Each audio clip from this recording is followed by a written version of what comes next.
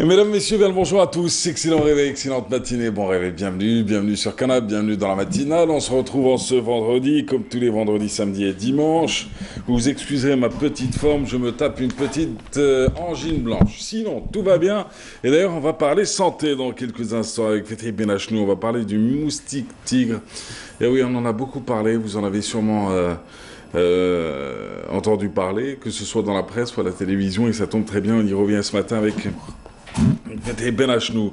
À suivre aussi Antonio Gil de Carrasco. Il est directeur de l'Institut Cervantes, avec lui plusieurs invités. Retour sur un concert de musique qui va se dérouler à la salle Ebnou Zaidoun, ça tombe très bien. On reçoit et les artistes et le directeur de Cervantes ce matin sur le plateau. On fera Escala Oran, si vous le permettez, là aussi. Première édition du Festival international de la gourmandise. Ça se déroule du 21 au 24 et c'est au menu du rendez-vous avec Iman Maharogaras. On finira avec Amar Tribesh, il est commissaire du festival du film à Mazir, avec lui le festival du film. On en parle. Il y a aussi un autre festival qui débutera d'ailleurs bientôt avec la conférence de presse qui a été annoncée cette semaine, c'est le festival du film engagé. On aura l'occasion évidemment d'en parler dans les prochains jours. Et la nouveauté du jour, c'est l'info, toujours et encore. En semaine, vous avez l'actu. Le week-end, vous avez les chroniques de Kamal Swig. Alors avec lui, on va parler des startups en Algérie. Retour sur la découverte de plusieurs startups tous les vendredis et samedis. Bienvenue à vous, bienvenue dans la matinale. Sans plus tarder, c'est la météo.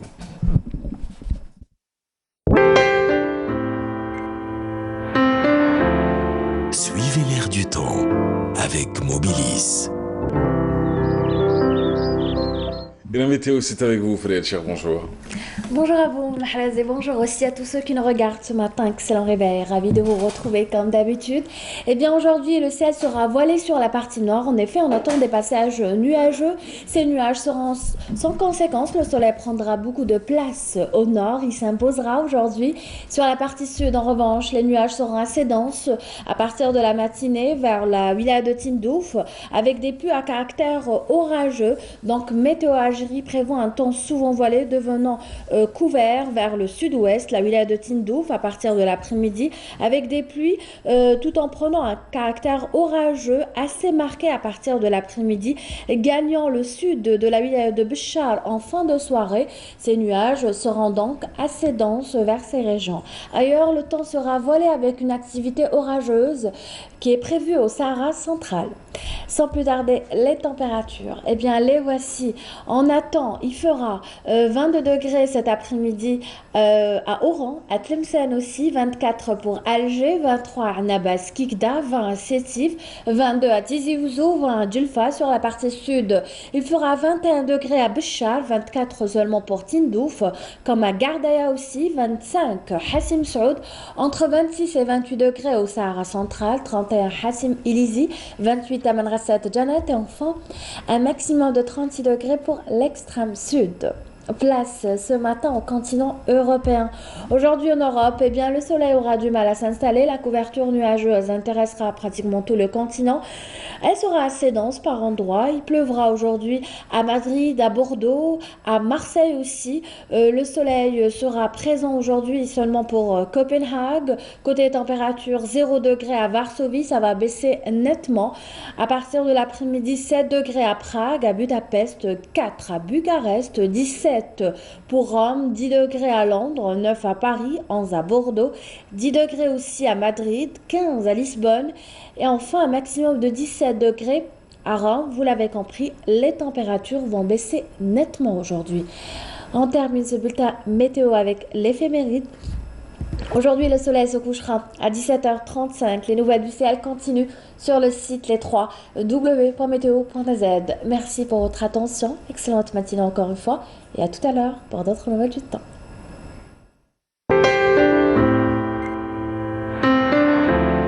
La météo vous a été présentée par Mobilis.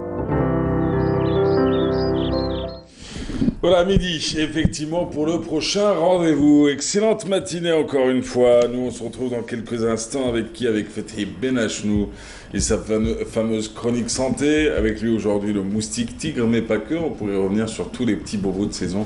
Bronchite, angine, grippe, tout cela sera au menu de Fethi Benachnou. Mais juste avant, On va écouter un peu de musique avec Amel Zen qui nous propose Tlata. Allons-y, c'est la reprise du jeu.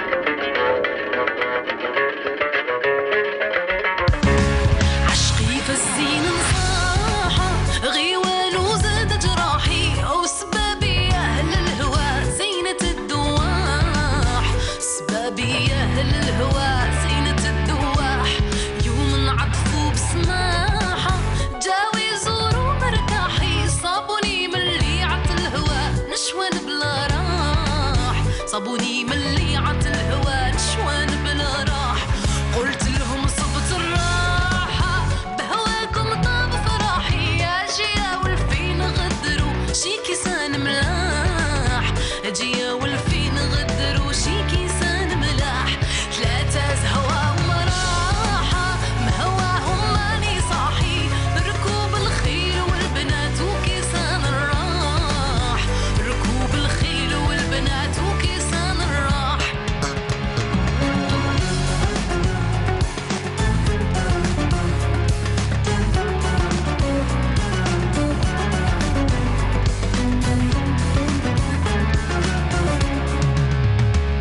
فيهم طابت الصيغة وارتاح السقام بيهم طابت الصيغة وارتاح السقام بيهم طابت الصيغة وارتاح السقام يا سعد من سعد سعدو وبلغ بالمناقصتو ربي بالنصر ودو يبات على بساط مهني في راحة ما يهنا من مواحي حتى يعفو خلقي توادو سماح حتى يعفو خلقي توادو سماح ثلاثة هوا وراحة من هواهم ماني صاحي ركوب الخيل والبنات وكيسان الراح ركوب الخيل والبنات وكيسان الراح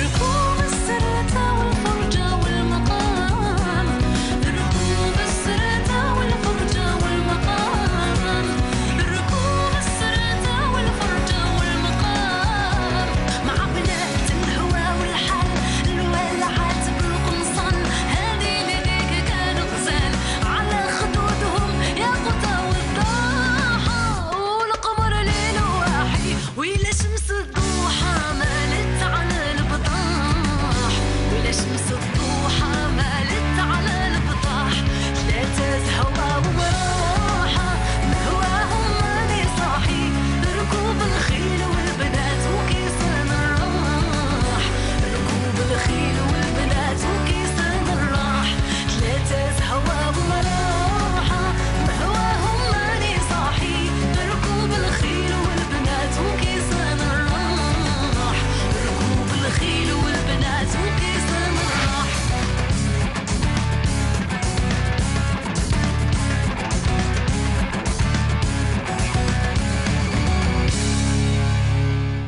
Allez, Amel Zen sur Canal, Amel Zen avec Tlata, la version qui ne vous a pas du tout convaincu, vous. Ah, moi j'aime l'original, l'authentique. Ah ouais, hein. Yataza ou Maraha. Et le texte, il est excellent. Le texte, les paroles sont fondamentales. On va parler santé, mesdames, messieurs, ça tombe très bien. Il y a de la musicothérapie, hein, la musicothérapie, ça Ah ouais existe. Ouais. Sérieux? Ouais, on peut. Oui, oui, bien sûr.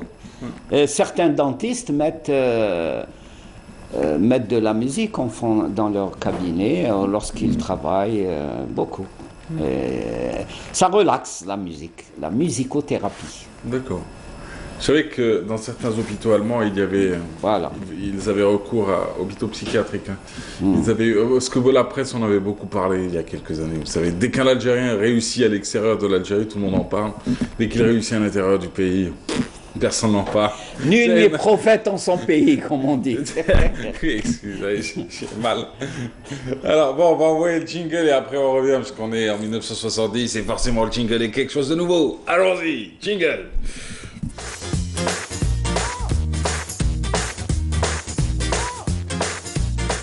Alors, du coup, je vous disais il y a quelques instants, je vous disais, oui, l'artiste algérien du chef, Oui. d'ailleurs, sa musique est utilisée dans certains Et hôpitaux il joue psychiatriques. le oud, je crois. Ah, Ouais. ouais. magnifique, hein. Ah, Et sa musique est utilisée comme une thérapie, enfin comme de la musicothérapie, vous en parliez tout à l'heure.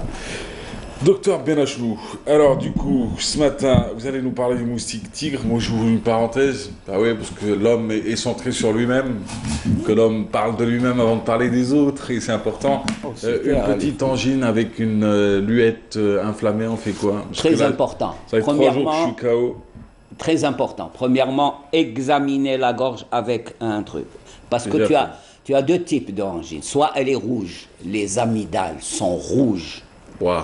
Soit elles sont jaunâtres, elles sont blanchâtres, et accompagnées d'une mauvaise haleine. Ouais. Quand c'est rouge, Oui. c'est viral. Oui. Les virus, on va en parler, c'est viral. Là, il ne faut pas avoir recours aux antibiotiques et toutes ces histoires-là. Un peu de paracétamol, du repos et ça ira. D'accord. Moi, j'appelle ça une grippe des amygdales. C'est une grippe des amygdales. Mais par contre, s'il y a la mauvaise haleine, s'il y a les deux amygdales qui sont recouvertes de cochonneries, que j'appelle, à ce moment-là, il faut y aller aux antibiotiques. Il ne faut pas s'amuser avec ça. Moi, je recommande toujours, je sais que les gens, là, je recommande toujours, ça donne toujours de bons résultats, ce qu'on appelle une pénie retard. Une pénie? Pénicilline retard. Ah ouais? Oui, qui se trouve sur le marché, tout ça, et je suis toujours un adepte de ces éléments-là. Une chose à signaler... La vieille piqûre. Non, une chose à signaler, il faut faire attention chez les enfants, Ouais. que ce ne soit pas des angines de ce type-là, qui sentent mauvais, avec mauvaise haleine, à répétition. À répétition, ça peut entraîner de gros problèmes cardiaques. Il faut prendre ça au sérieux. Troisième recommandation, là on s'écarte du sujet d'aujourd'hui, mais c'est important. Troisième recommandation, il faut vraiment avoir la main lourde. Il ne faut pas tout de suite aller à l'ablation des amygdales parce que c'est une partie du système immunitaire. Si elles sont là, c'est pour quelque chose. Sauf, je dis bien sauf, dans certaines conditions, c'est-à-dire qu'il y a une répercussion vraiment terrible sur la santé de l'enfant. Ça l'empêche de respirer, ça, beaucoup de choses. Donc il faut bien évaluer le geste chirurgical. Mais dans votre cas, c'est un repos. Il n'y a pas de problème, ça dormir tôt. J'adore, dans votre cas, c'est un repos. Ah, tu fais quand même ta matinale et... Oui, non, parce que là, on voit que vous avez des courbatures, ça se voit, que vous, Ah des oui, histoires comme ça. Et là, il faut se reposer. Dans votre cas, spécifiquement dans son cas, Oui. dormir tôt. C'est tout. Comprendre qui commandera. C'est tout. C'est tout, non, globalement, c'est tout. Vous avez le sourire. Ah non, tu as le sourire, moi je m'en fiche, jusqu'à la mort on aura le sourire. C'est très Ah, bon. et par contre, j'ai un gars complètement déglingué du cerveau qui vient de me dire est-ce que tu as droit à des consultations gratuites? Ouais, Oui, je suis un adepte de la santé publique qui est une santé consultation gratuite. À la base, il est dit qu'il y a un ticket de cotisation qui devrait être payé et qui a toujours existé, qui était de 50 dinars. Hein, qu'on Mais soit vous bien faites d'accord. un service public au service de du Oui, public. mais êtes-vous d'accord avec ça? Oui, Le une ticket- participation. Une participation à hauteur de 50 dinars pour les consultations et autres. Enfin bon, après, c'est pas respecté. Un café crème au café, c'est 50 dinars. Avec Vous un voyez que croissant. c'est... Ah non, avec un croissant. Sans croissant. Ah si. Maintenant, si vous allez dans certains cafés pour prendre votre café, c'est pas de notre faute. Voilà, Maintenant, donc, si vous allez ailleurs, c'est 30 C'est une dinars le café participation au lait. symbolique, Café très au bon. lait, 30 dinars, docteur Benachnou. De quoi on doit parler aujourd'hui? Allez, le tigre avec vous. Voilà. Est-ce qu'il fait encore l'actu? On en a beaucoup parlé cet été, et puis là vous continuez avec. Alors là, très important ce que vous venez de dire, il a fait l'actualité en été. Il faut savoir que les moustiques ne font pas partie de l'actualité. Les moustiques, il faut bien s'intégrer. Je dis les moustiques, Oui. il faut bien l'intégrer dans nos têtes, ils font partie de notre vie quotidienne. Oui. Et ils vont de plus en plus faire partie de notre vie quotidienne. Les moustiques, là, il a eu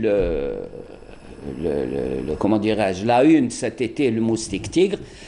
Il faut savoir que les moustiques, c'est comme des êtres humains, c'est des familles. Il y a différentes familles, il y a différents moustiques. Mais le danger au niveau d'un moustique tigre ou autre, le fameux chikungunya, la maladie chikungunya, on expliquera pourquoi ces termes exotiques. Parce qu'ils viennent de pays exotiques. Là, en médecine, on donne le nom d'une maladie sur le lieu où on a constaté les premiers signes où on fait chikungunya. Par exemple, Ebola, on a donné Ebola qui est transmise par un moustique.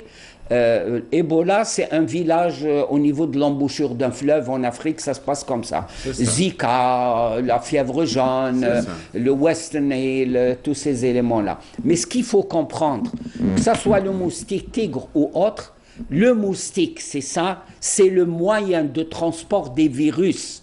Les virus utilisent les moustiques comme moyen de transport. Deuxièmement, on parle du changement climatique. Le changement climatique, il y a une variation de température.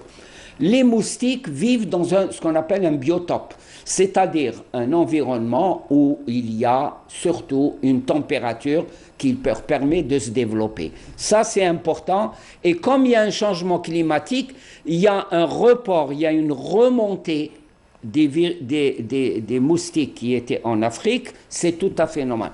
Par exemple, le paludisme, qui est transmis à travers un moustique, il a été retrouvé en Italie. Ça, c'est le phlébotome, il a été retrouvé en Italie. Moi, je trouve que pour aller en Italie, il faut passer par notre pays. Donc là, il faut apporter une attention particulière. C'est un problème de santé publique. Moi, je vais jusqu'à proposer la création de la santé tropicale, une médecine tropicale telle qu'elle existait en Algérie, à la fac de médecine en Algérie, médecine tropicale qui, elle, justement, s'occupe et forme des gens qui savent reconnaître ce moustique, tigre ou autre. Ça, c'est extrêmement important. Deuxièmement, il faut développer auprès de la population comment se développe un moustique. Oui, c'est important de dire le moustique, il va pondre dans toute flaque d'eau stagnante. Dans toute flaque d'eau stagnante, il va pondre ses œufs dans cette eau stagnante. Et là, c'est une information importante. Pourquoi? La destruction du moustique, la lutte contre le moustique, consiste en la destruction des œufs, des larves, au moment où ils sont là. Parce qu'à partir du moment où ils se développent et ils partent dans la nature, à ce moment-là, c'est ridicule, c'est du cinéma de ramener des petites camionnettes qui dégagent derrière elles une fumée qui fait la joie des enfants. Mais c'est du gasoil brûlé, ça. J'ai appris. J'ai demandé c'était quoi comme produit, parce que je ne savais pas. On m'a dit que c'était du diesel qui faisait brûler. Mais c'est absurde, c'est inutile, ça coûte de l'argent, mais ça fait... Ça nous abrutit plus. Mais ça, je vais vous dire, moi je pensais que ça avait disparu, je pensais que c'était à notre époque seulement. Non. Et puis cet été, en me baladant à Tipaza, je me suis rendu compte que l'ensemble des établissements publics avaient encore signé avec J'étais présent, j'ai vu votre peau mitraillée. Ah ouais, non, mais je me suis dit, ah, mince, à quel siècle nous sommes. Voilà. Et il y avait encore ces fameuses Mazda avec, voilà. avec les citernes. Les petits de moteurs gasoil qui brûlés, dégagent qui mettaient un petit colorant rose. C'est ridicule. C'est pour ça qu'il est important d'accorder la plus haute attention et les moyens de lutte essentiels. C'est essentiel de lutter intelligemment et c'est pour ça qu'il faut développer la filière médecine tropicale en Algérie et former les gens qui sont dans les mairies, dans les daïras, former à ce que c'est qu'un moustique. Au-delà de le moustique tigre, regardez, on n'en parle plus. J'ai fait exprès d'en parler maintenant parce qu'il y a une collègue de la radio, de la télévision, de Canal Algérie, qui ont été piqués par ce moustique. Ils disent, regardez, attention, c'est pas parce que c'est l'été, c'est le choléra, l'été, c'est les moustiques. Non, c'est pratiquement toute l'année. Et un élément essentiel dont on ne fait pas attention et on ne prend pas garde, c'est l'urbanisation, c'est cette construction immobilière atroce qui sont en train de favoriser ce qu'on appelle un gîte. C'est là où se développent les moustiques et là, il faut faire attention. Donc, ça n'est pas uniquement les histoires de pastilles ou de je ne sais quoi, de liquide qu'il faut développer, qu'on utilise à tort et à raison parce que ça augmente les allergies respiratoires chez les enfants. Il est important de sincèrement développer la filière médecine tropicale et que l'Institut Pasteur redevienne un centre d'entomologie, parce que c'est la science qui étudie les moustiques.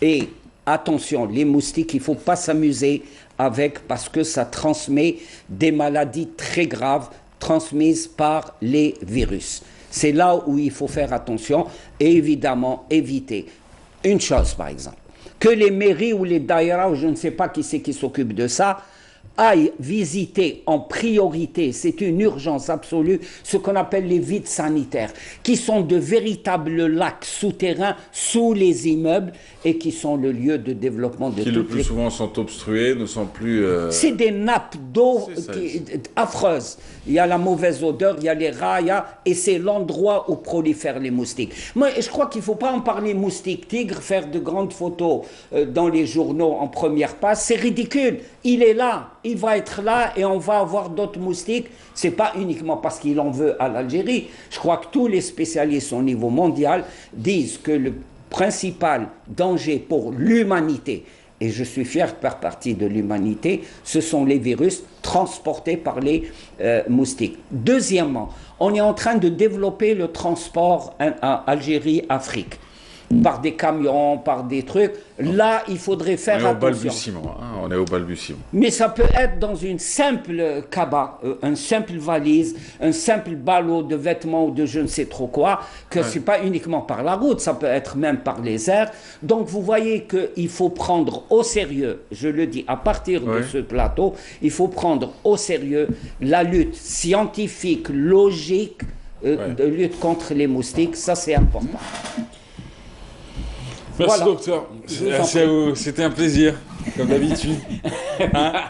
Je sais, N'est-ce pas?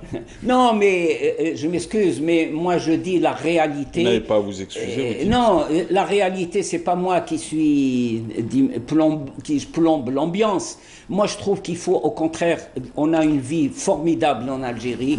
C'est un très beau pays. Je crois qu'il ne faut pas le perturber. Il faut être vigilant. Vous ne plombez pas l'ambiance, on n'a jamais dit ça, bien au contraire. Non, maintenant, si vous attirez l'attention sur des points et des faits, et des points importants qui ne sont même pas évoqués par le ministère de la Santé, mais c'est tant mieux. C'est un peu votre mission aussi. Bah oui, en tant que la mission de santé publique, c'est aussi d'avertir, d'alerter, de sensibiliser. Et que je remplis grâce à Canal Algérie, et ça c'est important. Bonjour d'Algérie. Merci à vous. Non. Oui, non, mais attendez, j'ai encore quelques petits poils. Merci. Allez, docteur Bella, je rigole, ne vous inquiétez pas. Je rigole, vous êtes quelqu'un qui vous parlez avec votre cœur, vous parlez avec passion, vous êtes quelqu'un d'engagé, c'est très bien. Après mes petites blagues complètement déplacées, mal élevées. Ça va mieux votre angine, hein, vous avez retrouvé votre... Je vous jure, j'ai mal. J'ai mal. Non, mais il faut prendre en charge. Repos. Ce soir, dormir tôt. Oui. Et demain, pas venir. Il n'y a pas de programme. Et demain, pas venir. Non, au contraire. Au contraire, c'est un plaisir. Allez, merci docteur. Merci docteur Benachou. Quant à nous, on se retrouve dans quelques instants. On va enchaîner. D'ailleurs, ce sera l'occasion de parler du concert de l'Institut Cervantes Ibn Zaidoun. Ce sera l'occasion de revenir un peu sur le festival du film Amazir avec Amar Tribesh, qui nous fait l'honneur de revenir sur le plateau, mais aussi de découvrir les startups. Chose qu'on a découvert, ça va être un peu mieux organisé sur le plateau. Bah oui, parce qu'habituellement, on les reçoit, ces fameuses startups. Là, cette fois-ci, c'est Kamal Swick qui fera le job et qui recevra d'ailleurs dans quelques instants deux start-upers ici en Algérie. On va parler de Nbatoui et on va parler du cluster numérique algérien.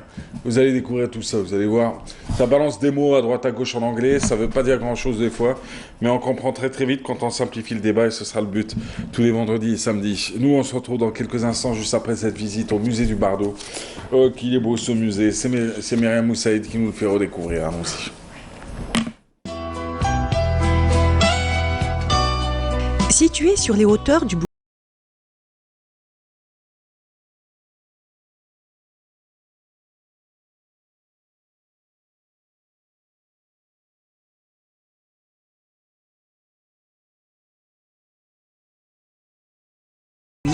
il accueille le musée de la préhistoire qui nous plonge à la source de nos origines. Monsieur Harishan, directeur du musée, nous parle de ses outils et Ousmane, témoin de l'évolution humaine. C'est une exposition qui a été inaugurée en 2016, en mars 2016. Elle raconte un peu la préhistoire algérienne.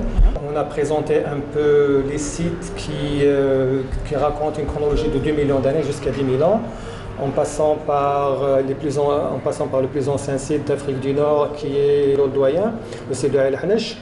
Et après, on fait tout un parcours par quelques sites qui ont été fouillés par des équipes algériennes. Et on voit ici les résultats de ces fouilles. C'est un peu redécouvrir un peu la préhistoire algérienne.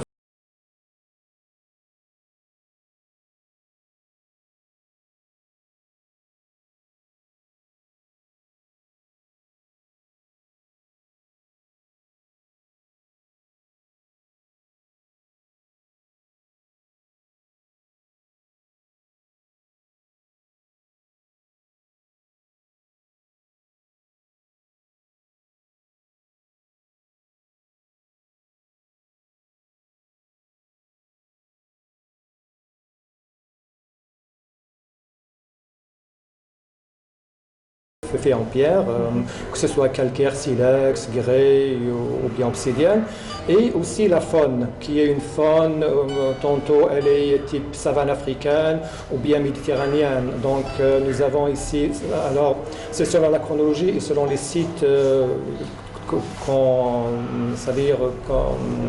qui sont exposés.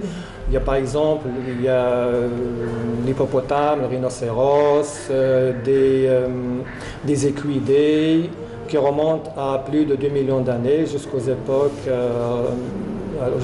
néolithiques. Je pense que, c'est-à-dire dernièrement, c'est-à-dire depuis peut-être une année et demie, on voit un flux, c'est-à-dire croissant, surtout des enfants.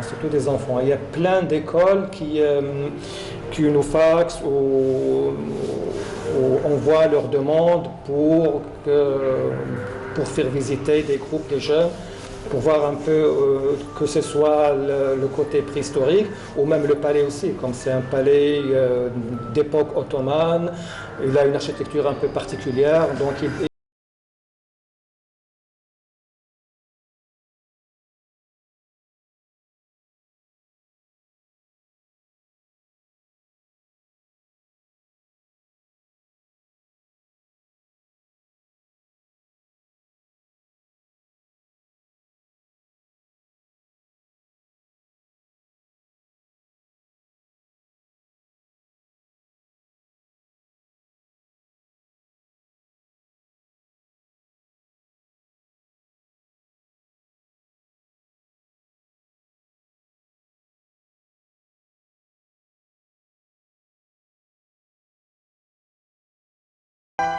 Voilà, le musée du Bardo raconté ce matin par Myriam Moussaïd sur le plateau de la matinale. Allez, du coup, cette fois-ci, retour sur les startups, on va en parler tous les samedis et dimanches, plutôt tous les vendredis et samedis. Je reviens sur un week-end qui est le nôtre. Avec vous, Kamal Souik, bonjour. Bonjour Mahrez.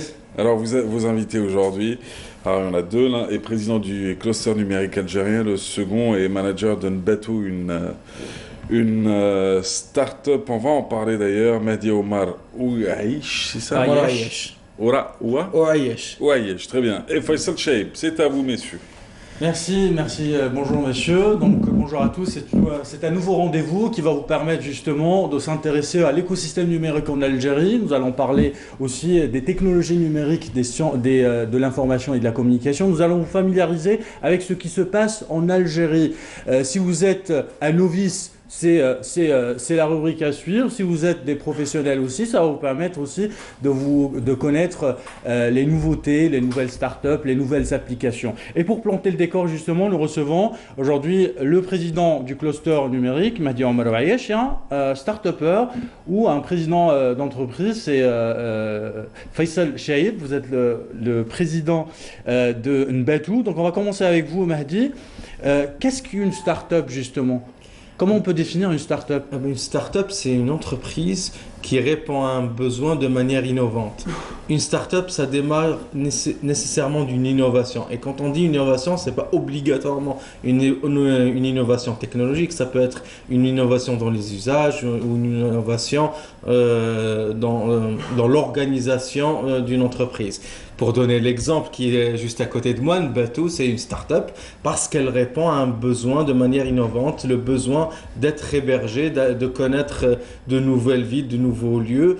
On sait qu'il y a par exemple le souci du manque de structures d'hébergement et une start-up comme Nbatou répond à ce besoin de manière innovante en exploitant les appartements vides, les chambres vides dans des appartements et en transformant en quelque sorte les habitants d'une localité ou d'une ville en hôtellerie. Donc l'idée vient du besoin et elle répond à un besoin justement. Faisal, vous avez créé cette start-up depuis combien de temps déjà ?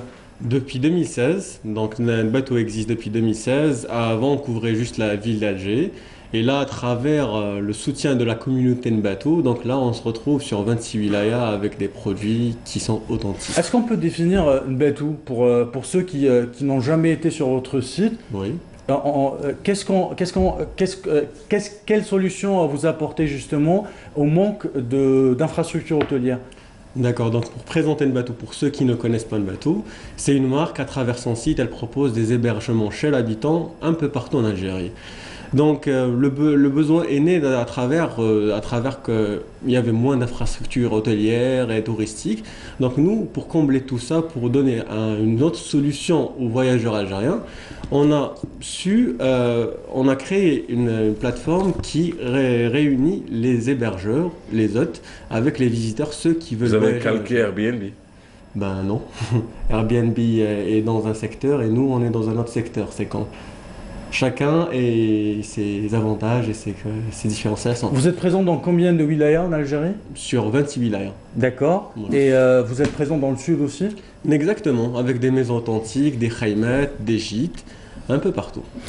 Mahdi Omar Wayesh, vous êtes président du cluster numérique, je le disais tout à l'heure, mais vous êtes aussi à l'international, vous investissez en Afrique, etc.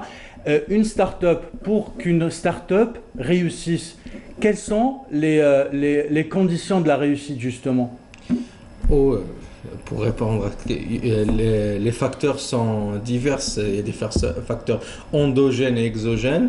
Il y a des écosystèmes qui favorisent, on va dire, plus que d'autres des startups.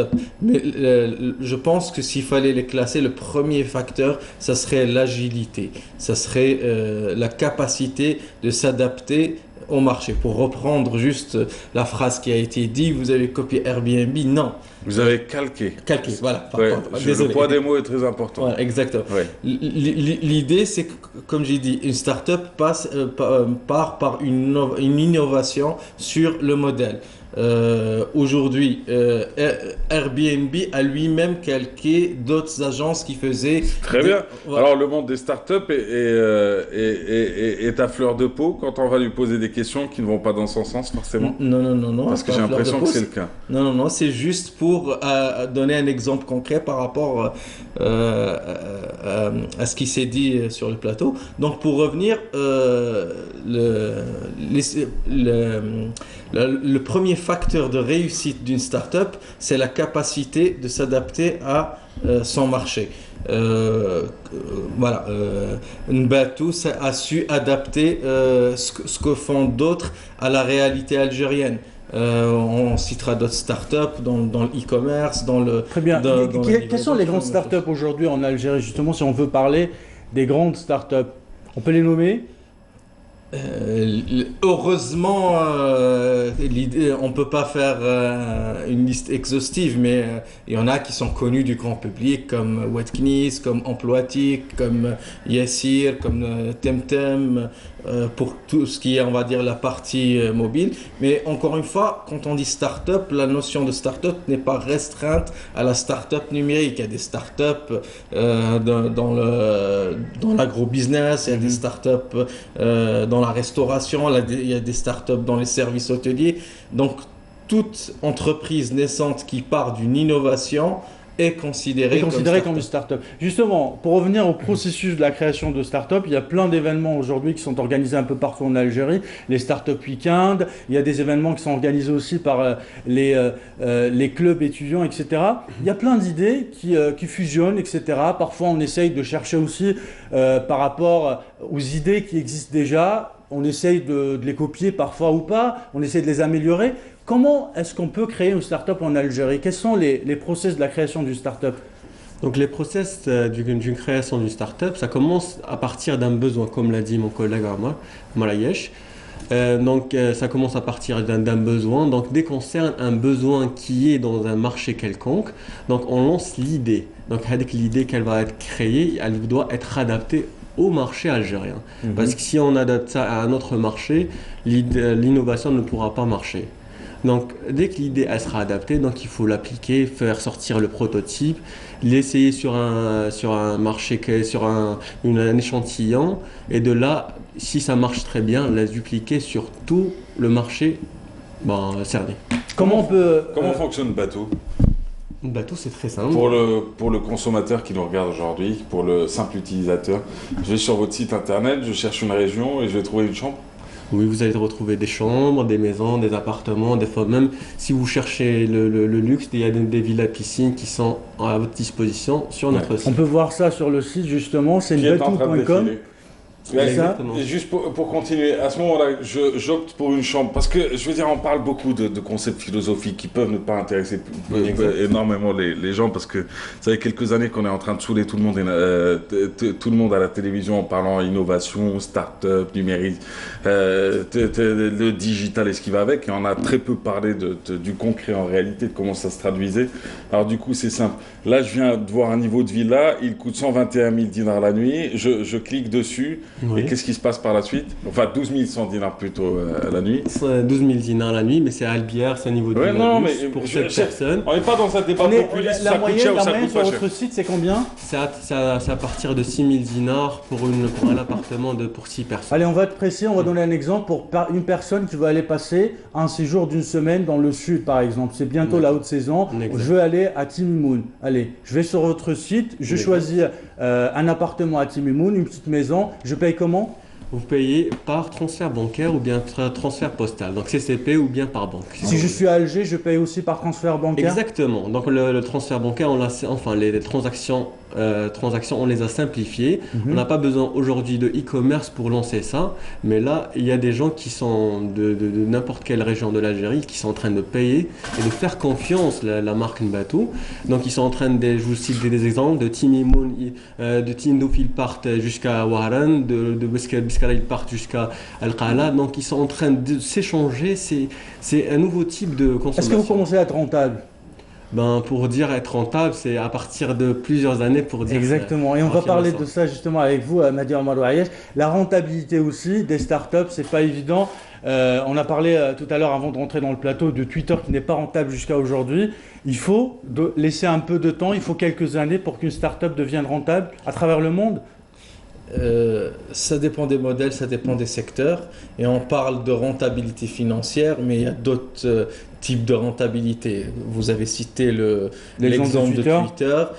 Effectivement, ils dépensent plus d'argent qu'ils n'en gagnent, mais c'est juste une stratégie, parce que justement, il y a des investissements soutenus et que la priorité est de agrandir, on va dire, le nombre d'utilisateurs de la solution. Au jour d'aujourd'hui, la notion de start-up, c'est un pari sur l'avenir. Vous pouvez ne pas être rentable parce que vous faites face à des dépenses de recherche et développement, de déploiement, mais votre modèle est viable. Dans le monde des startups, on parle plus de la viabilité du modèle qui pourrait générer des revenus. Non, on reste pas start-up toute une vie non plus. Je veux dire. Pardon? On reste pas start-up toute une vie, le statut change. Bien sûr, le statut change. Ça dépend.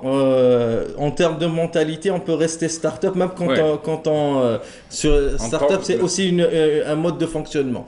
Par contre, effectivement, l'objectif, c'est à un moment donné de générer du profit. Il y a certains projets où l'objectif de la start-up même n'est pas de générer du profit à travers son activité, mais en augmentant la valeur de la start-up et de la revendre après. Dernière question, on sait que dans le monde des startups, il faut penser international. Vous pensez international parce que vous avez une start-up et vous vous êtes déployé en Afrique de l'Ouest, c'est ça? Sénégal, Côte d'Ivoire. Ça se passe comment? Guinée. En gros, c'est parti d'un besoin qu'on a ressenti pour tout ce qui est commerce et retail en Afrique. Le besoin n'existait pas en Europe ou aux États-Unis. C'est pour ça que, on va dire, les grands du IT ne sont pas intéressés à ces soucis-là, les soucis du petit boutiquier. Et en gros, on a développé une solution. Et l'idée, c'est qu'en Afrique, il y a aussi l'opportunité du mobile banking qui est en train de se développer. En gros, on a surfé sur cette qui attire les start-upers d'un peu partout en Afrique.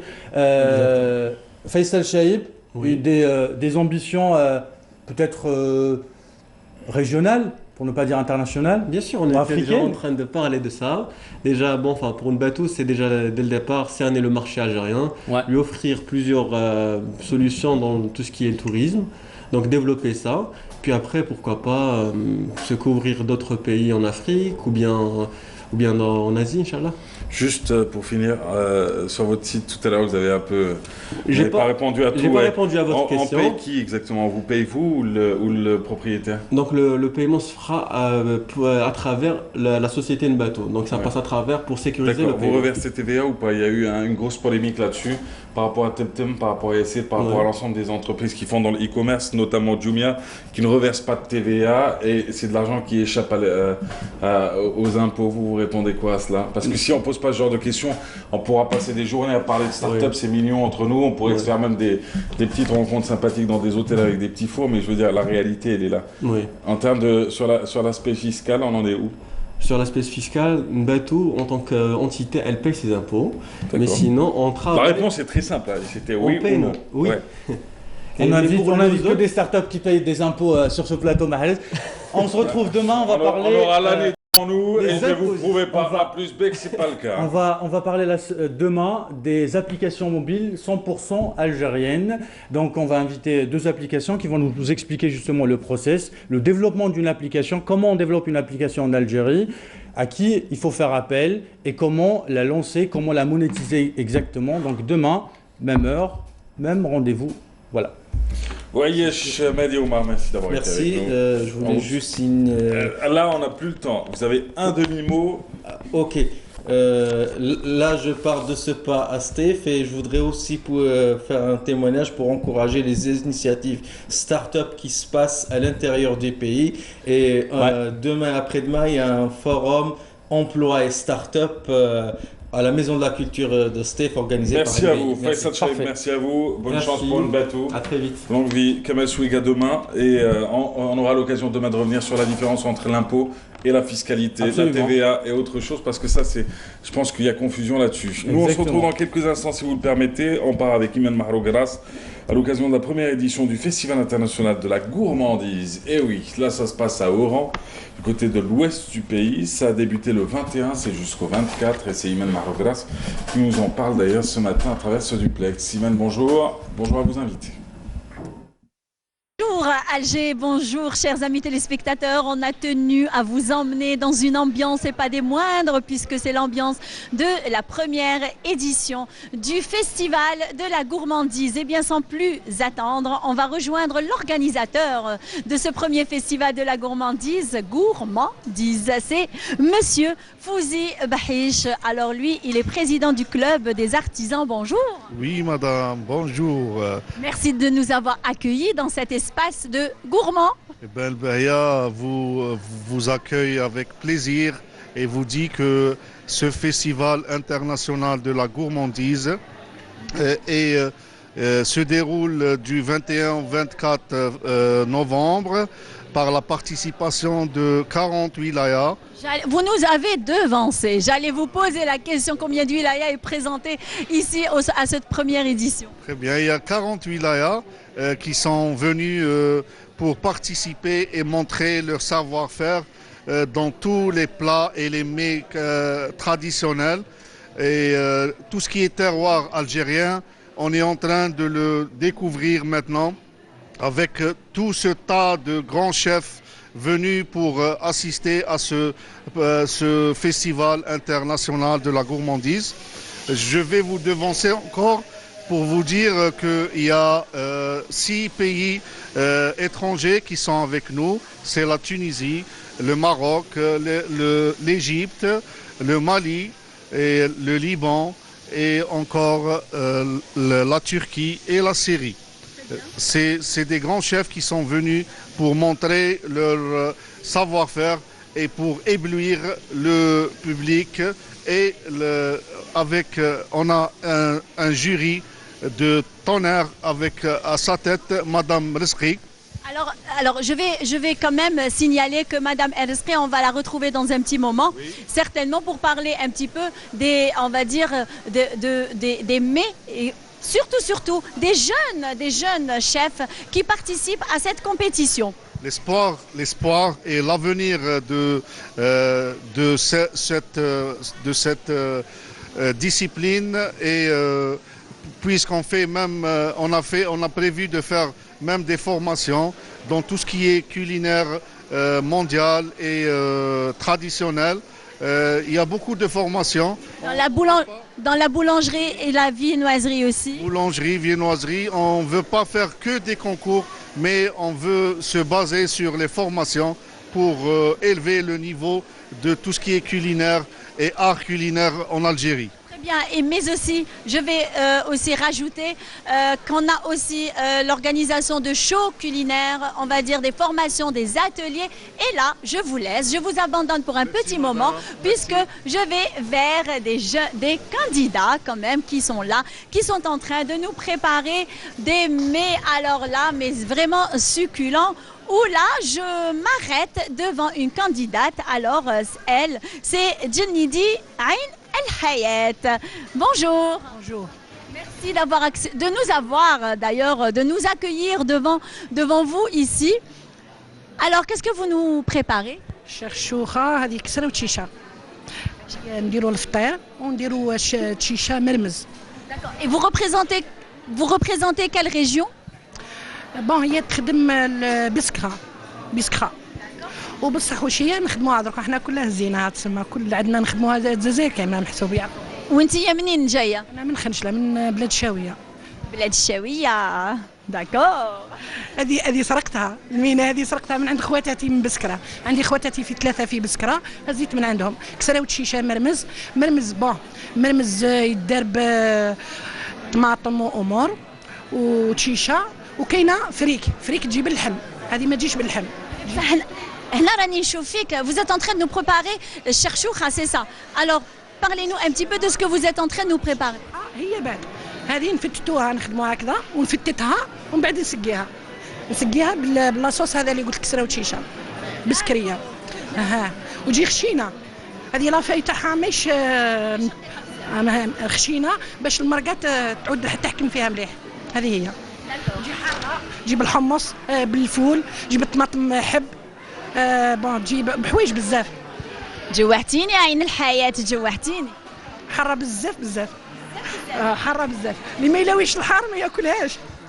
اللي ما ينويش الحار ما ياكلهاش. Alors celui qui ne supporte pas le piquant, il ne peut pas la déguster.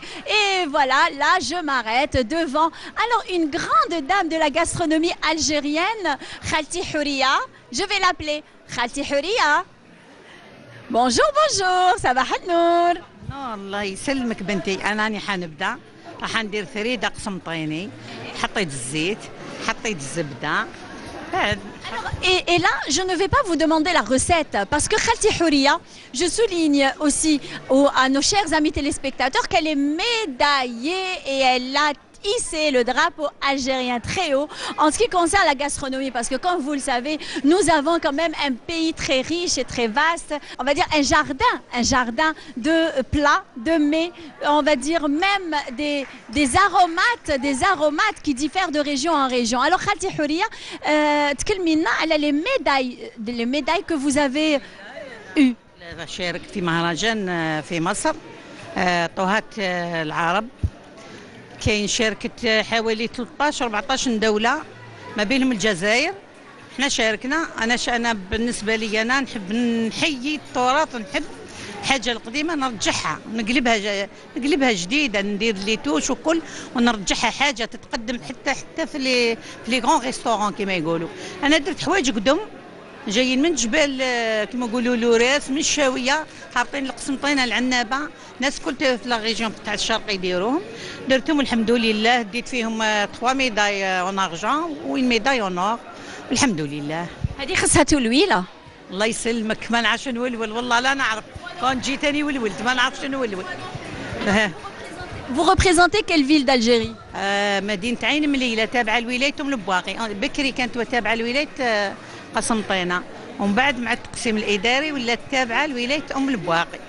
ومدينه عين مليله معروفه مشهوره بلا بياس، هي فيل يجيوها من كل حتى من تونس حتى يشريوا فيها لا بياس تاع طونوبيلات وتاع. Toutes nos villes algériennes sont très belles et bien de la doyenne. التراث تاع الشهداء وعندها حوايج بزاف مليله تتميز بهم، يعني ماشي غير في لابياس والله، ما في لا غاسترونومي مليله سباقه.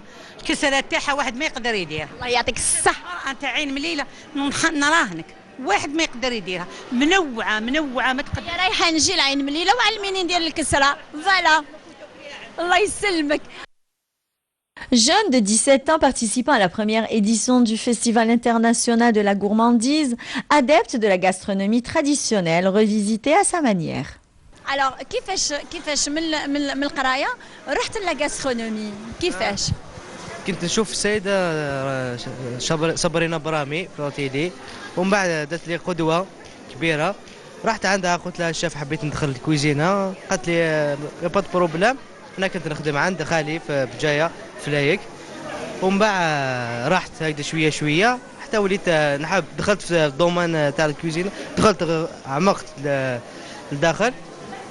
هاي الشيف سام. Donc vous êtes le chef Sabrina. Alors vous avez materné, vous avez pris en charge le jeune qui est devenu grand. Complètement en charge, même ses parents يعني انا تاكلين عليك فريمون. il était vraiment doué. كان ولادي معاه بصح ولادي شفتهم شويه بصح هذا قلت له حتى خرج حاجه. il est vraiment doué. c'est pour ça اني تبعته وشفتو ان شاء الله اليوم شفتو كيفاش دار الاطباق تاعو. Il a fait un menu quand même varié. Alors parlez-nous de la présentation تاعك. واش قدمت هنا devant le jury؟ درت كسكس ريفيزيتي تراديسيونيل. كسكس رويال ريفيزيتي سي سا فوالا. غراسا ياسين تولوم هو اللي قال لي عطاني هكذا حوايج نديرهم زياده، ودرت اون بوار شوكولا اون بوار باليلان بوار باليلان معروفه في لا غاسترونومي فرونسيز لا بوار باليلان فوالا. واليوم درت لهم ان فلون كراميل à base de cacao. Génoise au chocolat je crois là. Je l'ai goûté, elle est très bonne. ماشي زعما كي لي تاعي، je l'ai goûté, elle est très bonne. J'ai eu le privilège d'avoir la recette. Voilà. Alors quels sont les objectifs نتاعك؟ D'être un grand chef. D'être un grand chef, c'est ça. Il faudrait que je souligne aussi que le jeune chef est médaillé. Parlez-nous de c'est une médaille. Bien sûr. Alors مهرجان الاول اللي درت فيه كان في عمري 14 سنه الجي، Il avait 14 ans quand même, hein. Il avait 14 ans. Très Pas jeune. donné à tout le monde de faire un festival à 14 ans. Il est doué vraiment. Il faut être doué pour faire ça. درتها في تيروقسون قطع ورمي بجايه Non plus, c'est pas facile. لازم يعجنوا très bien. عرفتي القسول هذا كما يقولوا مراه 20 الفوق باش تديروا. هو الى في 14 وداروا يعني قدام لجنه التحكيم وقدام الجمهور وداروا ما شاء الله يعني فريمون. Je suis fière de toi. ربي ينجحك. Bon courage. Merci.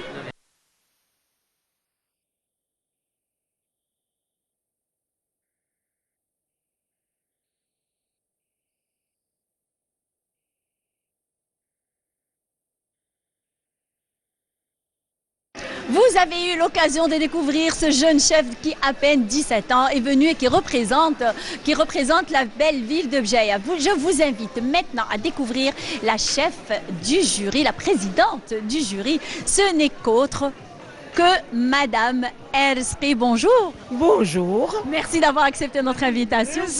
Madame Rzqi. Voilà. Voilà, c'est bon. Merci d'avoir accepté notre invitation et merci aussi de partager avec nous. Plaisir, je vous dis bonsoir. Et on est très content de vous avoir parmi nous. Voilà. Eh bien, nous, on est très contents. D'ailleurs, je suis émue de vous rencontrer enfin, Madame Rzqi. J'aime beaucoup mon public. Et je vous adore. Alors nous, on vous adore en clair. Alors Madame Rzqi, vous êtes une icône de la gastronomie algérienne. On a grandi à travers vos plats traditionnels. On sent quand même que vous tenez à la préservation de nos traditions et coutumes et surtout de notre gastronomie qui est très riche. Alors que pensez-vous de la tenue de cette première édition du Festival international de gastronomie? D'abord, c'est une bonne initiative. Ça va encourager de connaître notre gastronomie, notre bonne gastronomie riche, élaborée, mais qui, hélas, qui n'est pas très connue. Et c'est une guerre que j'ai menée pendant toute mon existence à l'UNTV pour que ce patrimoine prend sa place. Jusqu'à présent, la gastronomie algérienne n'est pas très connue. Et je pense qu'avec tout ce que nous sommes en train de faire, c'est un festival qui a l'air de très bien marcher. C'est vraiment encourageant de voir des jeunes qui vont prendre, Inch'Allah, notre relève. Ils sont là, nous avons parmi nous un chef qui a 17 ans et qui est là. Et qui travaille avec... il s'acharne d'ailleurs. On a senti qu'il aimait ce qu'il faisait. Oui, il a aimé. Je lui ai posé la question, c'est bien de me rappeler ça. Il me dit, non, j'ai aimé. J'ai aimé ce métier. Comme moi, ça m'a rappelé ma jeunesse. Je vous assure que c'était à l'âge de 9 ans où j'ai commencé à mettre le nez dans la cuisine. Oui, j'ai aimé ce domaine.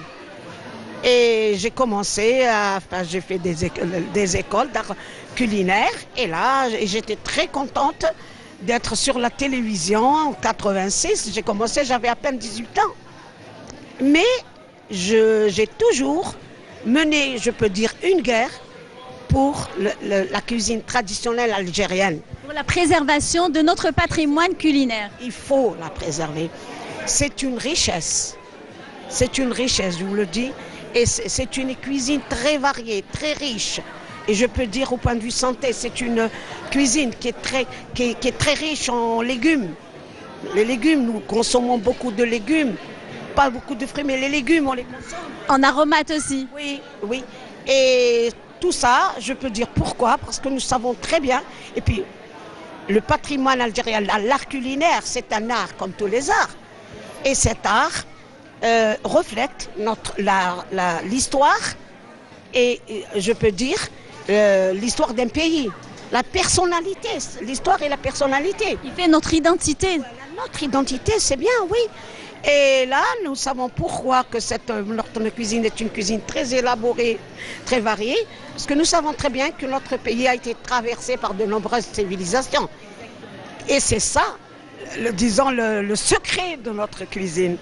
Donc cette cuisine, je vous assure, mademoiselle, que j'ai combattu, et la télévision, partout, de garder cette cuisine, de la mettre, bien sûr, Les premiers temps, on pouvait rien faire. C'était la révolution algérienne. On cherchait quand même notre indépendance. On voyait pas la cuisine, on mangeait comme ça et puis c'est tout.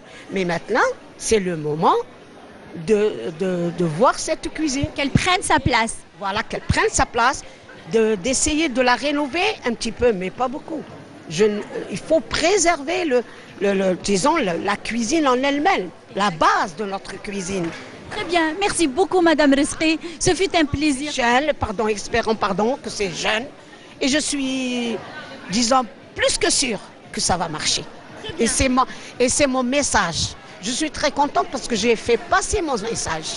Du moment que vous m'aviez quand même tendu une belle perche, puisque vous nous parlez de la jeune génération qui essaye de préserver très bien cet art culinaire, eh bien je vous invite à suivre ce reportage, cette rencontre plutôt du jeune chef, un jeune chef qui a transporté la cuisine algérienne dans la plus grande cuisine et très connue cuisine française. Donc je vous laisse suivre ce reportage de monsieur Mehdi Abdelhakim. En marge de la première édition du Festival international de la gourmandise, une rencontre fort intéressante avec le jeune Mehdi Abdelhakim, chef cuisinier, consultant culinaire international. Moi, j'ai commencé autant que jeune cuisinier, tout en faisant une formation de BTS à l'INTHT à Tizi Ouzou. Et juste après, j'ai commencé mon aventure avec des chefs français en France et même ici à la résidence de France à l'étranger. Donc j'ai eu quelques titres ici et à l'étranger. Et actuellement là, mon but c'est de rapporter une touche algérienne sur la gastronomie française où j'étais toujours dedans, et aussi pour venir... Et aussi de venir ici en Algérie. Attendez, juste un petit instant, vous m'aviez dit que vous avez ramené une touche algérienne à la gastronomie française. Alors quelle est la dernière touche justement algérienne que vous avez ramenée à la gastronomie française? L'idée donc c'était en 2011 où j'ai participé, j'ai représenté la gastronomie un peu oranaise à Bordeaux sous la direction du maire de Bordeaux.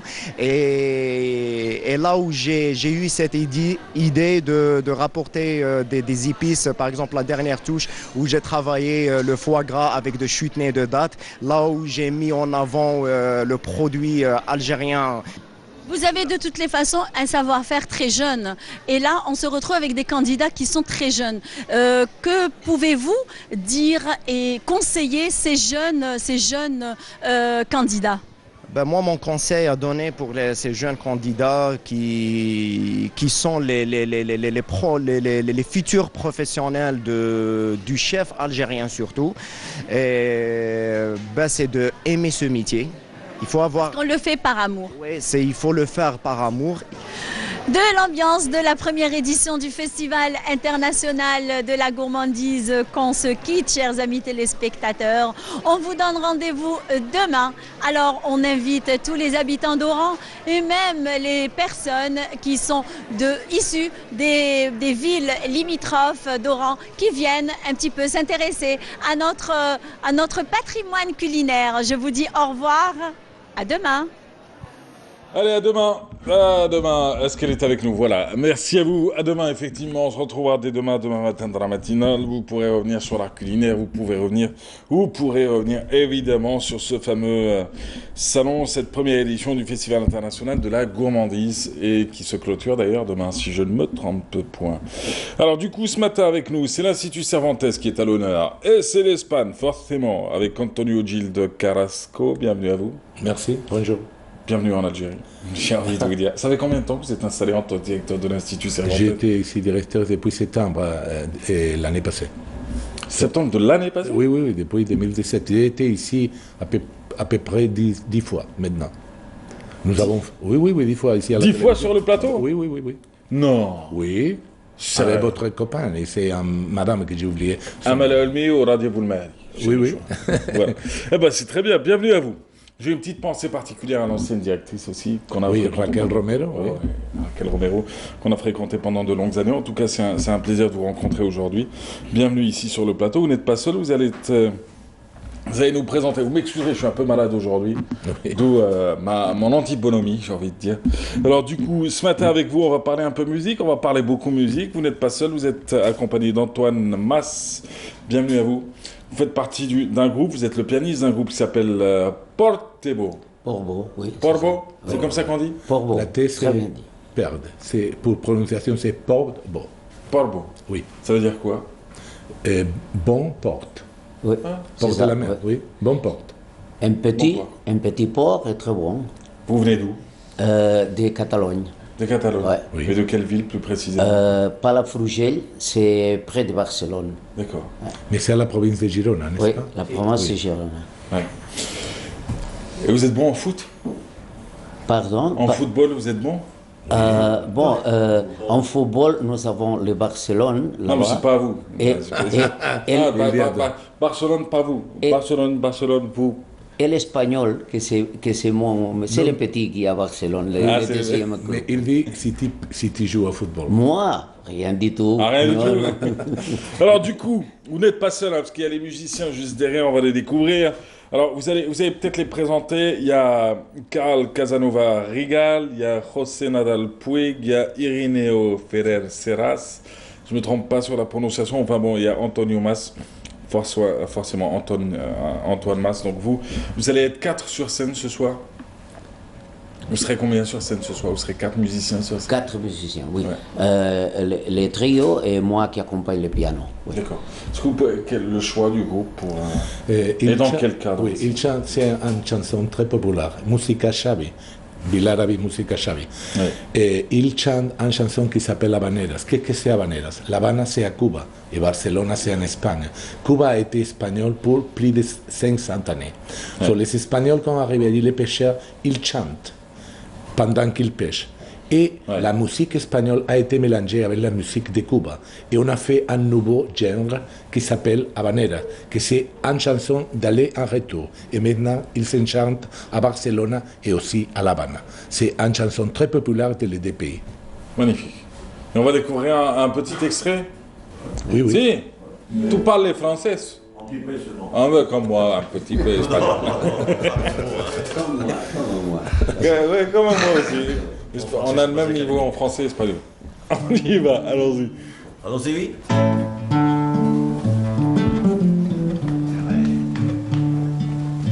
Ja de negra nit buscant aixapluc entre la taverna, el vent i la pluja van malmenant dies de tardor. Mariner jove activat i fort, amb folar negre lligat al coll, al roda-soques per donar vides i adulador. Corre, Lola, posa'm un got de vi i et cantaré una cançó. I mentre li canta una vanera amb la guitarra, ella mou el cul, balanceja els pits, xiscla una rialla. I mirant coqueta pica l'ullet el noi de Calella, gronxolant el cos, marcant el compàs d'aquella vanera.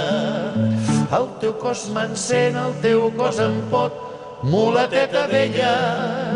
Jo t'estimaré fins la fi del temps si tu vols ser meva. I la vella Lola llença el davantal, mans a la cintura, mai en soltura pel seu amant. I com cada vespre la tavernera encisadora espera el galant que com cada nit l'ha d'enamorar. Amb la guitarra i un got de vi cantarà alegre tota la nit cançons de Cuba, cants de mulates i blau marí. Corre, Lola, posa'm un got de vi i et canto tota la nit.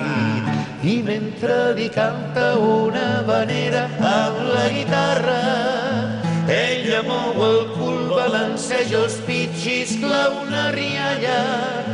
i mirant poqueta pica l'ullet el noi de Calella, gronxolant el cos marcant el compàs d'aquella vanera. El teu cos m'encén, el teu cos em pot, mulateta vella. Jo t'estimaré fins la fi del temps si tu vols ser meva. I la vella Lola llença el davantal, mans a la cintura, balla amb soltura pel seu amant. Mans a la cintura, balla amb soltura pel seu amant. Yep, Vous chantez avec eux aussi sur scène ou il n'y a que les trois qui chantent? Les trois chanteurs, normalement, chantent seuls, avec la guitare. Mais quand on va à l'étranger, comme maintenant, ou quand on va à grand théâtre, après, on y va d'autres musiciens. D'accord. Non, mais je veux dire, quand là, on est en train de voir les trois musiciens, plus vous, vous êtes quatre. Mais je veux dire, est-ce que vous chantez avec eux? Est-ce que vous chantez avec eux? Non. Ah, vous, que le piano, quoi. Seulement, je le piano, oui. Vous ne chante pas bien. Vous avez découvert dans quelle langue ils sont chantés? En catalan? Oui. Ils chantent en catalan, en espagnol. Je l'ai demandé qu'ils chantent en catalan parce que le catalan, c'est une langue officielle d'Espagne, c'est une langue vraiment culte et une langue très belle. Je suis vraiment content qu'aujourd'hui, ils sont chantés en catalan. C'est ça. Ouais.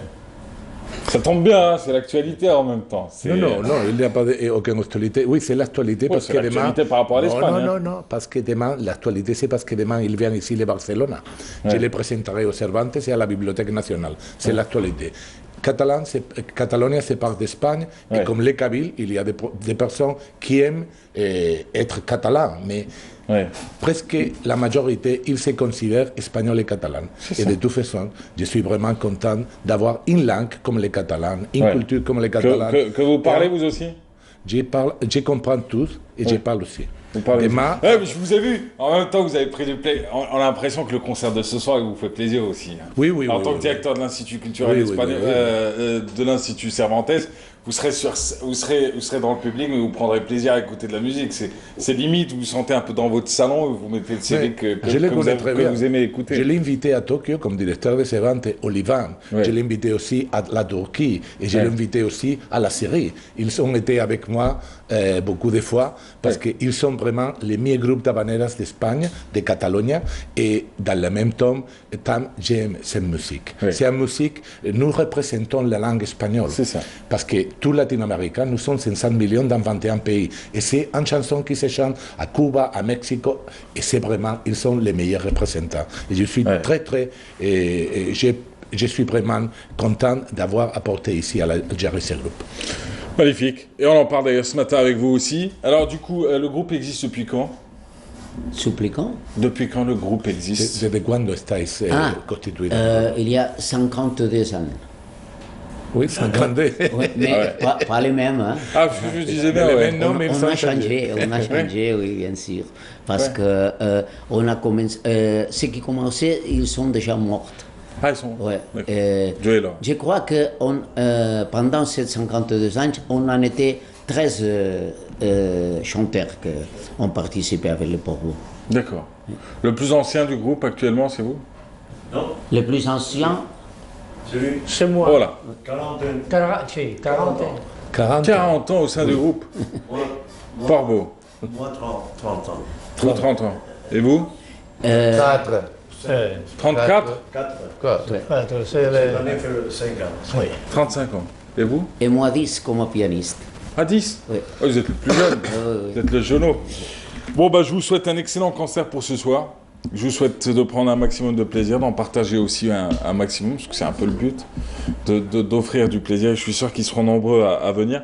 L'accès est payant, combien? Il est gratuit, combien? Hier, nous avons été en concert à Notre-Dame d'Afrique, c'est plein, c'est complètement gratuit. Et aujourd'hui, la moitié c'est gratuit et la moitié on doit payer 5 centimes. Ouais. Parce que c'est pour les... de les théâtres. Mais la moitié, ils nous ont donné les entrées, nous l'avons partagé avec notre étudiant et notre collaborateur. Ouais.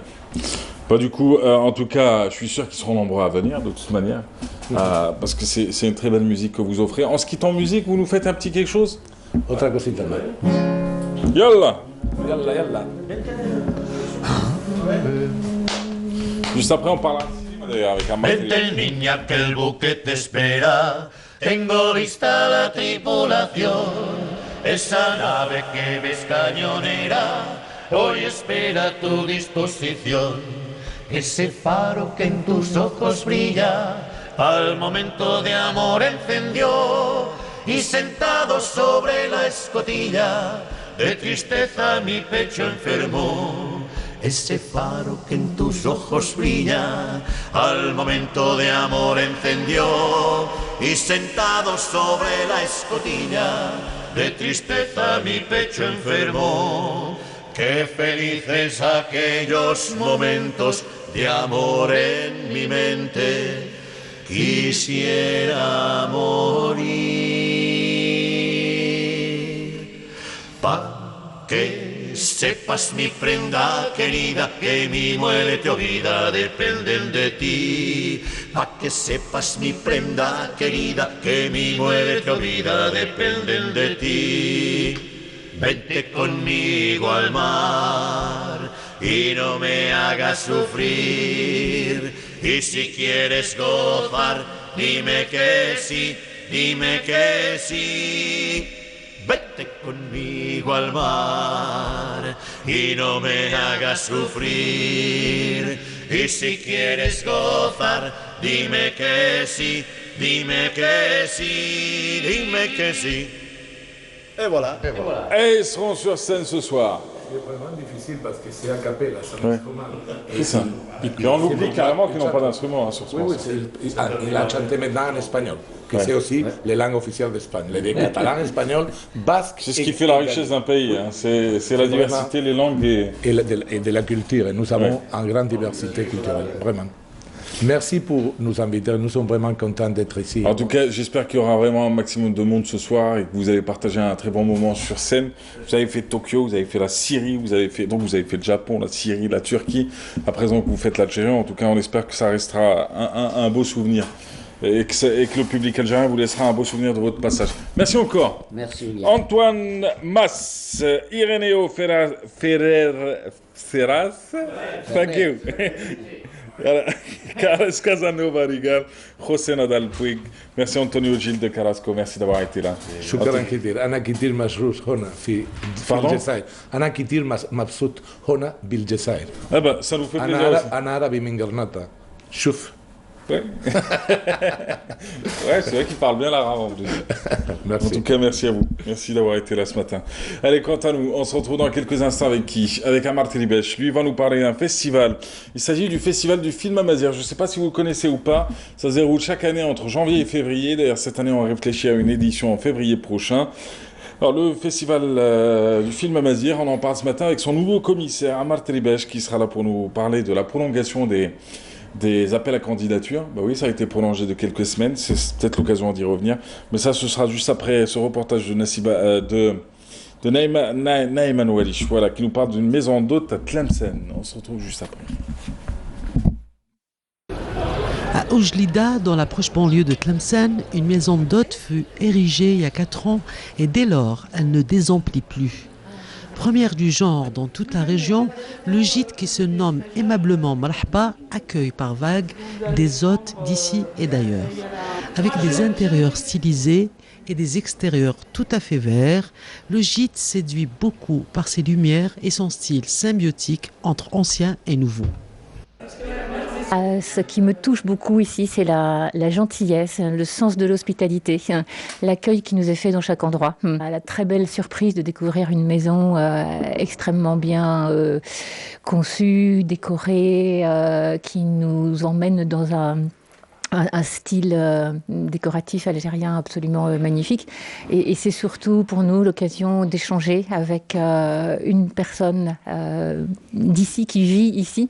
Quand on cherche une maison d'hôte, c'est que la personne qui habite ici prenne le temps de nous dire quelle est sa ville, comment on peut la visiter, qui sont les habitants. Et ça, c'est vraiment agréable. Et puis, le décor est vraiment très, très, très beau. Cette bienveillance, enfin pas bienveillance, ce plaisir qu'on a l'impression que les gens ressentent à à nous voir. Avant même d'aller à la découverte de Tlemcen, une ville perchée sur montagne avec vue impériale, les touristes rencontrent dans le gîte les premières odeurs et saveurs d'une contrée plusieurs fois séculaire.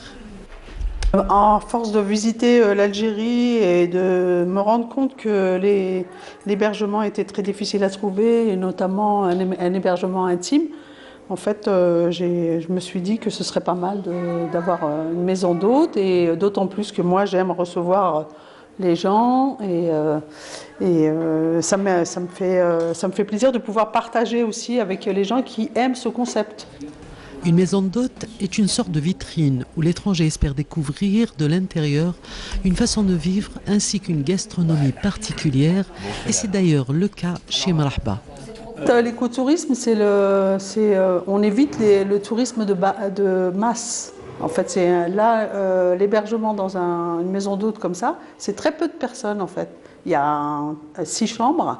Donc on ne peut pas avoir une multitude de gens, donc on est très proche des gens et on peut partager énormément de choses au niveau culturel, au niveau agriculture rurale, au niveau écologique, au niveau des produits du terroir, parce qu'en fait on favorise ici l'utilisation des produits du terroir. Avec 75% du patrimoine culturel algérien, Tlemcen possède d'incroyables atouts touristiques qui ne vont pas sans structure d'accueil, dont certaines promettent un dépaysement savoureux. Allez, excellente matinée à vous tous. Naïm El-Walish nous parlait ce matin de cette maison d'hôte à Tlemcen. C'est bientôt la fin de l'émission, dernière ligne droite. Avec qui? Avec Amal Tribesh, bonjour, bienvenue. Bonjour. Vous m'excuserez pour cette petite forme, j'ai une angine blanche, je vous dis pas, c'est jusqu'ici. Mais en tout cas, ça n'empêche que le plaisir est immense de vous retrouver ce matin, et ça je vous le dis, c'est sincère. Le plaisir est partagé. Ça je vous le dis, c'est sincère en tout cas. Amal Tribesh, vous êtes là, non pas en tant que réalisateur, même si bon, ça concerne toujours votre domaine de prédilection, votre passion, votre métier. Oui. Et ce que vous savez le mieux faire, en tout cas, c'est le cinéma bien sûr. Aujourd'hui, vous êtes là pour nous parler du Festival du film Amazigh. Vous êtes installé commissaire.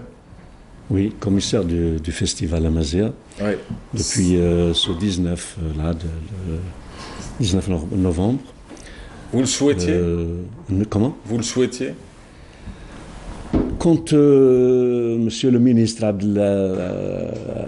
Al-Azdin Mihoubi m'a proposé ce poste, c'était une très très belle surprise. Vraiment, j'étais agréablement surpris.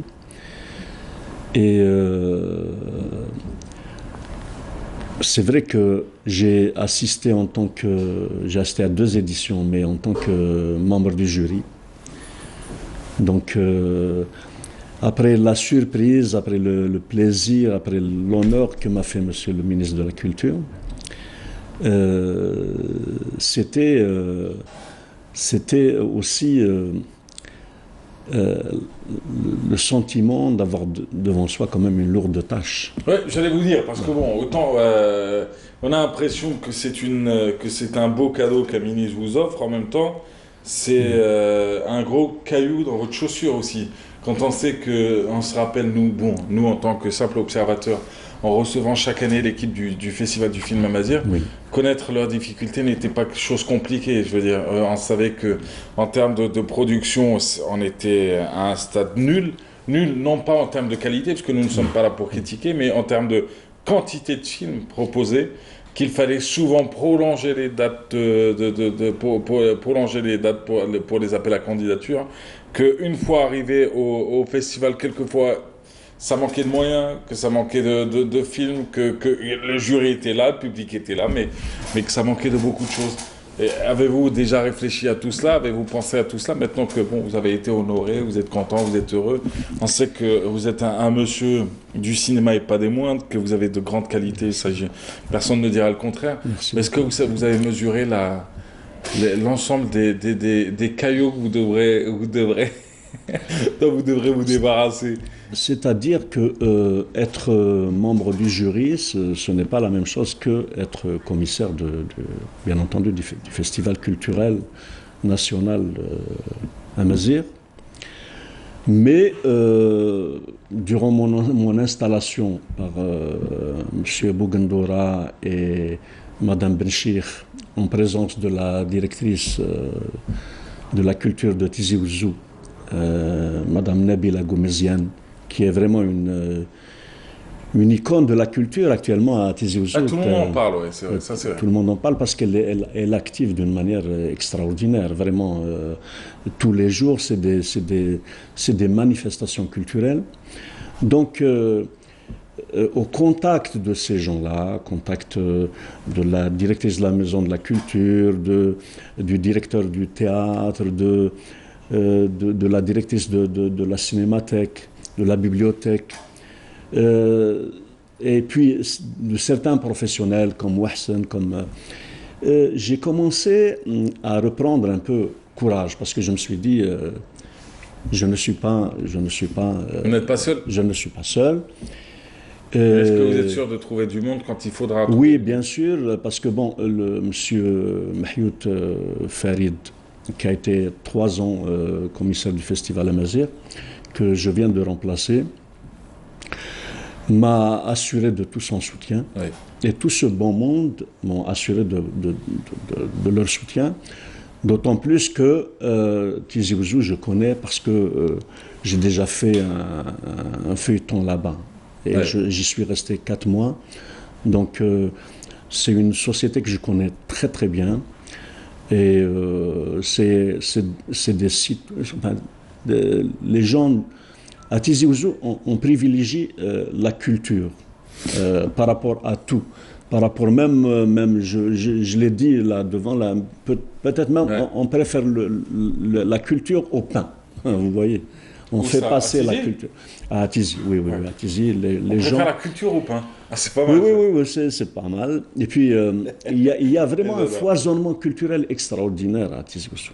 Il n'y a qu'à voir et en plus, vous avez toutes les infrastructures culturelles rassemblées dans une... Alors, autant vous dire, de par mon expérience radio, ce qui était sûr, c'est que si le soir, vous savez que la maison de la radio est composée d'un étage qu'on appelle le niveau 1, le niveau 1 où se trouvent pratiquement tous les studios, chaîne 2, chaîne 1, chaîne 3, Radio Algérie Internationale, et même quelques antennes de certaines stations qui viennent quelquefois, Radio Culture et autres, se développer là-bas. Alors, à part Béja, qui elle est à Cuba, et Radio Culture aussi, qui est à Cuba, pour ne pas dire des bêtises, vous savez que le soir, la chaîne 2 est la chaîne la mieux lotie en termes d'artistes. Hein.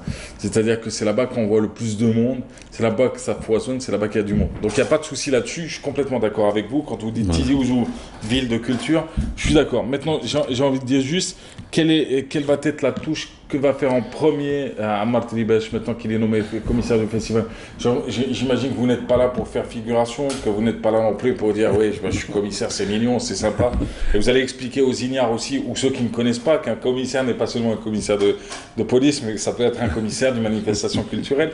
Mais je veux dire, qu'allez-vous apporter? Quelle sera la touche à Ammar Tribesh? Quel est votre objectif premier pour ce festival et pour cette édition 2019? C'est-à-dire, bon, ce festival d'abord n'est pas parti de rien.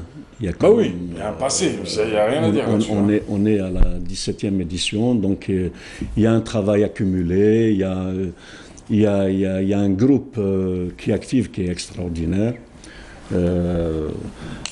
sous la houlette de Madame la directrice de la culture, Nabila Goumeziane. Que je remercie, qui nous a tout le temps soutenus durant les festivals où j'étais membre du jury. Donc pour moi, je ne fais pas fi du passé. C'est-à-dire que je serai dans la continuité. Et puis moi, j'ai décidé de travailler d'une manière collégiale. C'est-à-dire avoir l'avis de tous. Et franchement, je ne vous cache pas, j'ai passé quelques jours déjà à prospecter, à voir tous les gens qui peuvent apporter un plus à ce festival. Donc là, maintenant, je suis beaucoup plus dans la phase de prospection, beaucoup plus. Mais ce que je voudrais apporter, bon, ce festival est déjà en cours. Déjà en cours il a déjà commencé, disons. Et puis, M. Farid Mahiout a arrêté la date de la réception des films au 20 novembre. Donc nous, on a prolongé jusqu'à fin décembre. Pour une édition qui va se tenir normalement au mois de février. Normalement au mois de février. Si vous le permettez, on aura l'occasion de se retrouver, d'en parler dans les prochains jours. Oui, oui. Donc, oui, bien sûr, bien sûr. Donc,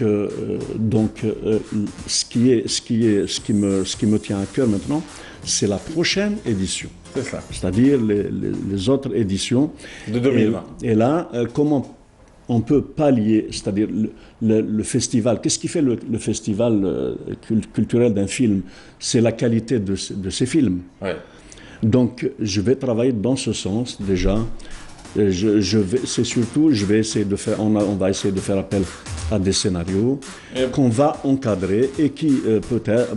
Merci à vous, on aura l'occasion d'y revenir effectivement, on aura l'occasion de parler de qualité, de quantité également.